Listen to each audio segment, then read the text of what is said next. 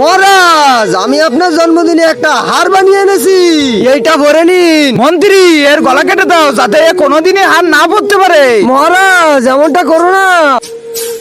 মহারাজ মহারাজ, আমি আপনার জন্য চুরি বানিয়ে এনেছি। মন্ত্রী, এর হাত কেটে দাও। না না মহারাজ, কেটু না। মহারাজ, আমি আপনার জন্য একটা জিনিস বানিয়েছি। কি বানিয়েছো দেখাও।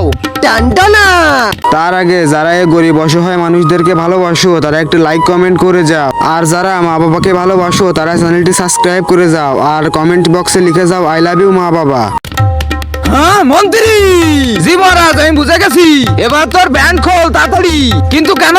কারণ আমাদের মহারাজ অনেক বিপজ্জনক। একবার ওনার জন্য একজন গলার হার নিয়ে এসেছিল, সে তার গলায় কেটে দিছে যাতে সে পড়তে না পারে। আর একজন তো চুরি বানিয়ে আনছিল, তার তো হাতই কেটে দিছে যাতে ও নিজেই না পড়তে পারে। আর তুই তো মহারাজের জন্য জাঙ্গুয়া বানিয়ে নিয়ে এসেছিস। এবার বস, তোর কি কাটা হবে? এর মানে আমার मंगल भवन